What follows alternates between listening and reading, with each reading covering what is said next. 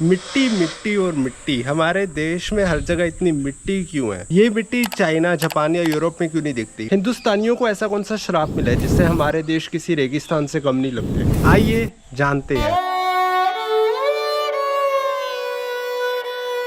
अच्छा, मैंने ये चीज़ बहुत देखी है। कुछ लोग ना ये ज्ञान बांटते हैं कि सड़क के साइड में खुली मिट्टी पड़ी होती है, इसीलिए ट्रैफिक आता है तो मिट्टी उड़ती है। अरे भाई, जब खुली मिट्टी पड़ी है तो कोई ग्रास लगा लो, कोई पेवमेंट लगा लो। क्यों हमारे देश में ये बेसिक सेंस सरकार में और लोगों में नहीं है कि अगर आपके सड़क में आसपास कहीं पे मिट्टी है तो घास उगा दो, पेवमेंट लगा दो, सीमेंट लगा दो, टाइल लगा दो। पर नहीं, हमारे देश में तो हमें मिट्टी से बहुत प्यार है। पर रुको रुको रुको, अगर हम अपने सड़कों के साइड में प्रॉपर फुटपाथ लगा देंगे तो जब ट्रैफिक ज़्यादा होगा तो लोग कहाँ से निकलेंगे? वहीं पे तो वो मिट्टी वाला रास्ता काम आएगा। अगर हमारे सड़कों के साइड में फुटपाथ बन गए, मिट्टी वाला एरिया नहीं रहा, तो गोलगप्पे वाले भैया दुकान कहाँ खड़े करेंगे? बट इससे पहले मैं आपको ये समझाऊं कि किस तरीके से ये डस्ट पोल्यूशन का जो क्राइसिस है वो एक बहुत बड़े हेल्थ क्राइसिस में बदल सकता है।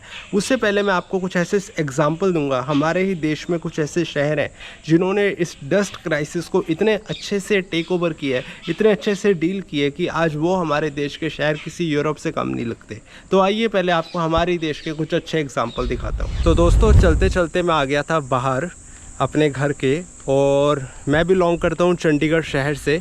और अगर मैं अपने घर के बाहर का एरिया दिखाऊं तो ऐसा नहीं है कि देश के जितने भी शहर हैं सबकी हालत बुरी है। ये देखो, लेफ़्ट साइड राइट साइड घर हैं, सीधे सड़क है, और लेफ़्ट और राइट साइड पे गवर्नमेंट ने प्रॉपर सीमेंटेड टाइल वाला एरिया बनाया हुआ है जहाँ पे लोग चल भी सकते हैं, घर के बाहर गाड़ी भी पार्क कर सकते हैं। तो ऐसा नहीं है कि हमारे देश में सब कुछ बुरा ही है। प्रॉब्लम यह है कि हमारे देश में ऐसे बहुत कम सिटीज़ हैं जहाँ पे इंटरनेशनल स्टैंडर्ड का इंफ्रास्ट्रक्चर यूज़ होता है। आप देख सकते हैं, आपको मिट्टी का, धूल का एक भी कण नहीं दिखेगा। बीच में सड़क, साइड में घर, और घरों के बिल्कुल सामने फुटपाथ या फिर पार्किंग के लिए एरिया जो यूज़ किया जा सकता है। सो गवर्नमेंट ने बहुत ही अच्छे से neat and clean environment provide किया है। द थिंग इज़ कि क्या हम इस इंफ्रा को ऑल ओवर इंडिया रेप्लिकेट कर सकते हैं? और मुझे पता है कि आप में से बहुत सारे लोग कह रहे होंगे कि ये तो एक छोटा सा एरिया है, हर जगह तो टाइल और सीमेंट नहीं लगाई जा सकती ना डस्ट को अवॉइड करने के लिए। बात सही है। तो अगर मैं अपने घर के आसपास का एरिया दिखाऊँ तो जैसे ही ये वाला एरिया ख़त्म होता है, आसपास ग्रीनरी स्टार्ट हो जाती है, तो कहीं पे भी आपको फालतू धूल, फालतू मिट्टी नहीं मिलेगी। इसीलिए चंडीगढ़ को एक मॉडल सिटी कहा जाता है। मतलब ये बिल्कुल ही यूरोपियन और इंटरनेशनल स्टैंडर्ड्स को ध्यान में रख के बनाई गई है। ऐसा नहीं है कि यहाँ पे बहुत ऊंची बिल्डिंग्स हैं, पर फालतू मिट्टी नहीं उड़ती, शांति है, ट्रैफिक नहीं है, पॉपुलेशन कम है, लोग पढ़े लिखे हैं। सो ऑल इन ऑल काफ़ी अच्छी सिटी है। तो आप देख सकते हो, मतलब जहाँ पे वो पीछे टाइल वाला एरिया ख़त्म हुआ तो उसके बाद ग्रीनरी, ग्रीन एरिया एंड काफ़ी सुंदर एरिया स्टार्ट हो गया है जहाँ पे आपको फालतू मिट्टी उड़ती हुई नहीं दिखेगी। ना ट्रैफिक, ना मिट्टी, बस एक सिविलाइज्ड लोगों के लिए सिविलाइज्ड इंफ्रास्ट्रक्चर। तो कभी कभी मैं सोचता हूँ कि हमारा पूरा देश ऐसे क्यों नहीं हो सकता? खुली सड़कें, फालतू ट्रैफिक नहीं। अभी साइड में इतना बड़ा फुटपाथ है, फिर भी मैं सड़क के मिडल पे चल रहा हूँ, राइट? तो अगर मैं आपको अपने आसपास दिखाऊं तो ये इतनी खुली सड़क है और मैं बिल्कुल सड़क के बीच में चल रहा हूँ, कोई ट्रैफिक नहीं है, इतना बड़ा यहाँ पे फुटपाथ दिया हुआ है ये साइड में। तो द थिंग इज़ कि किसी भी सिटी की पहचान तब अच्छी होती है जब लोगों को रहने के लिए इंफ्रास्ट्रक्चर मिले, सिटी वॉकेबल हो। अब जैसे लेफ़्ट साइड फुटपाथ है, राइट साइड ग्रीन एरिया फिर से स्टार्ट हो गया। आपको खाली एरिया ऐसा नहीं दिखेगा इस शहर में कि फालतू मिट्टी पड़ी हुई है, मिट्टी उड़ रही है। यहाँ पे अगर तूफ़ान भी आ जाए तो भी मिट्टी नहीं उड़ेगी, क्योंकि एक तरफ इतना सारा ग्रीन एरिया और दूसरी तरफ प्रॉपर फुटपाथ। तो अगर मैं आपको फुटपाथ वाले एरिया पे लेके चलूँ तो आप देख सकते हो कि हमारे देश में भी काफ़ी अच्छे एग्जांपल्स हैं। मतलब इतना चौड़ा यहाँ पे फुटपाथ है, उसके बगल में सड़क है, उस सड़क के बगल में अगर फालतू मिट्टी वाला एरिया नहीं है, प्रॉपर ग्रास और ग्रीन एरिया है, तो ऐसी जगह में रहने का मज़ा भी आता है जहाँ पे आप सैर कर सकते हो, चल सकते हो। हम सबको पता है वॉकिंग हेल्थ के लिए कितना बेनिफिशियल है। हमें कहा जाता है कि कि आप रोज़ के 10,000 स्टेप्स चलो, 15,000 स्टेप्स चलो। जो लोग मेट्रो सिटीज़ में रह रहे हैं, बेंगलोर, हैदराबाद, गुड़गांव जैसी जगहों में, उनके लिए पॉसिबल नहीं है, क्योंकि गवर्नमेंट ने ऐसा इंफ्रास्ट्रक्चर ही क्रिएट नहीं करके दिया।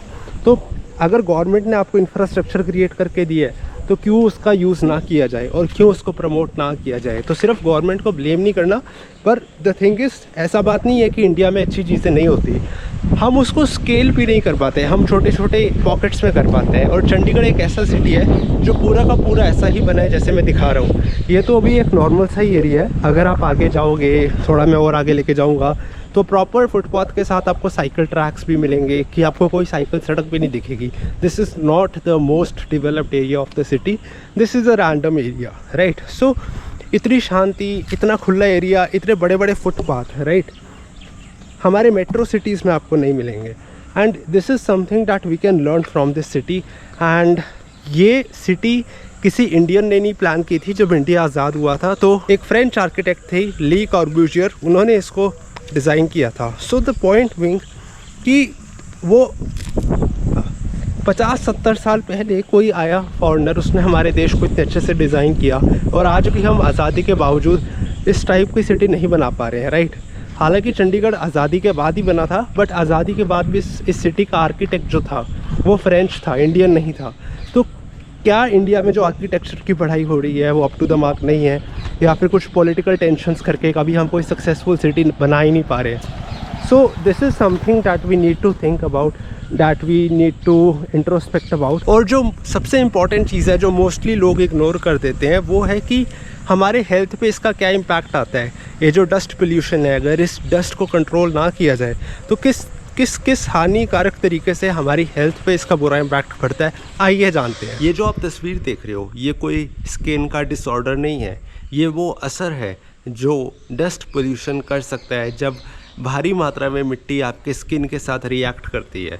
इस प्रोसेस को मेडिकल साइंस में कहते हैं इन्फ्लेमेजिंग एक ऐसी मेडिकल कंडीशन है जिसमें आपकी स्किन बाहर की डस्ट के साथ जब रिएक्ट करती है तो एक ऐसा केमिकल रिएक्शन होता है जिससे आपकी स्किन जवानी में भी बूढ़ी दिखने लग जाती है। अब इससे बचाव कैसे किया जाए? इससे बचाव करने के दो रास्ते हैं, एक है नेचुरल, एक है सिंथेटिक। नेचुरल तरीके में ये है कि आप सोने से पहले अपने फेस पे गर्म पानी से अपने फेस को वॉश कर लीजिए, ये तो हो गया नेचुरल तरीका जो मैं रेकमेंड करता हूँ। दूसरा है सिंथेटिक तरीका कि आप कुछ सिरम लगाओ या फिर कोलेजन बूस्ट करने के लिए विटामिन सी सिरम लगाओ, which I don't recommend, I like to keep things natural. तो ये तो हो गया बेसिक तरीका कि ये क्या है और इससे बचा कैसे जा सकता है। बाकी अगर आप हमारे चैनल को सपोर्ट करना चाहते हैं तो आप इस वीडियो को लाइक कर सकते हैं, टारगेट है 75 लाइक्स। चैनल सब्सक्राइब कर सकते हैं। वीडियो कैसी लगी कॉमेंट में बताइए। शुक्रिया, थैंक यू।